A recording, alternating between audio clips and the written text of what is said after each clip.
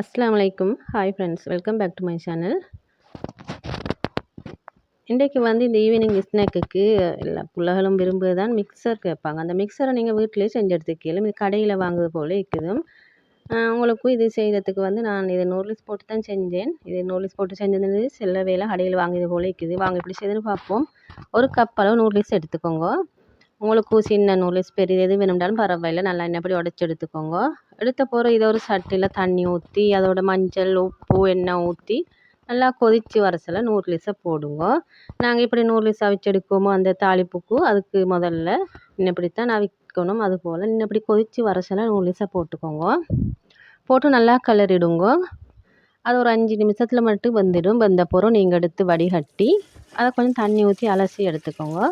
எடுத்த பிறகு இதை கொஞ்சம் அப்படியே ஆற விட்டுடுங்க. ஏன்னா இதில் உள்ள தண்ணியெல்லாம் குறையணும். ஏன்டா இதை நாங்கள் பொரிக்க போகிறோம். அதனால்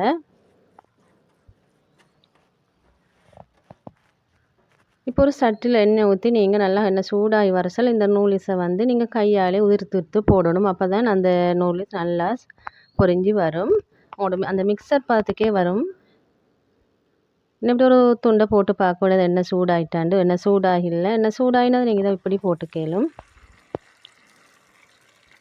கையால் இப்படி ஒன்று விழுகிறதுக்கு மாதிரி போட்டுக்கோங்க. அந்த நூடுல்ஸ் பொரியசில் அடிக்கிற தன்மை எல்லாம் நல்லா வற்றி நல்லா பொரிஞ்சு வரும். பொரிஞ்சு வர சொல்ல அந்த நூடுல்ஸ் நல்லா ஒரு கிறிஸ்பி தன்மைக்கு வரும். அந்த டைமுக்கு நீங்கள் இறக்கி எடுத்துக்கோங்க.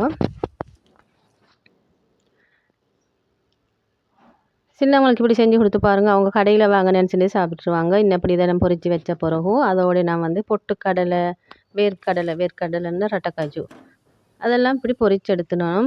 கட்டாயம் ஃப்ளேமை குறைச்சி வச்சுக்கோங்க.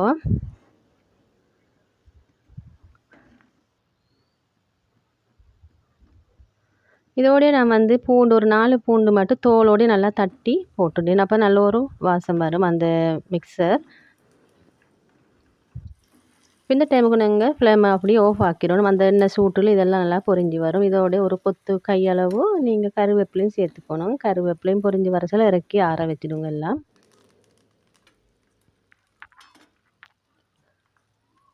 உங்களுக்கு ஈவினிங்க்கு டக்குன்னு இதை செஞ்சு எடுத்துக்கலாம். ஈவினிங் ஸ்நாக்குக்கு இப்போ இந்த மழை காலத்தில் கொஞ்சம் சூடாக ஒரு ஸ்நாக்ஸ் சாப்பிடணுன்ற இதை உங்களுக்கு செஞ்சு எடுத்துக்கலாம். உங்களுக்கு பொட்டிலையும் போட்டு அடைச்சி இதை கொஞ்சம் நாளைக்கு வச்சு எடுத்துக்கலாம். இப்போ இதோட நான் மசாலாக்கள் வெறும் ஒன்றுமில்லை. இந்த கொச்சிக்கத்தூளும் இந்த உப்புத்தூளும் தான் கலந்து எடுத்துக்க போகிறேன். இந்த பொரிச்சு இந்த சூட்டோடு இதோட கலந்துட்டுக்கும். அப்போ தான் அதோடய பொரிச்சு நல்லா இருக்கும். நல்லா இப்படி தூவிட்டு நல்லா கையாலையும் கலந்துட்டுக்கலும். இல்லாட்டி அதே பாத்திரத்தை அப்படி நான் காட்டுற மாதிரியும் கலந்துட்டுக்கலும்.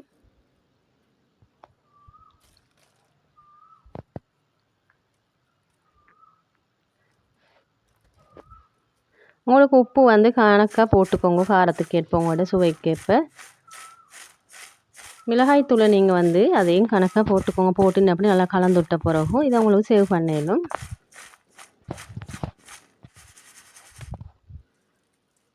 இதை வீட்டில் செஞ்சேன்னே செய்யல அப்படிக்கே டேஸ்ட்டும் நல்லா இருந்துச்சு. இது கடையில் வாங்குறது போல் இருக்குது. நீங்களும் மிச்சாலும் ஒரு மாதிரி ட்ரை பண்ணி பாருங்கள். பார்த்துட்டு உங்களோட ஃபீட்பேக்கை சொல்லுங்கள். இன்னும் ஒரு வீடியோ சந்திக்கும் வரை தேங்க்ஸ் ஃபார் வாட்சிங்.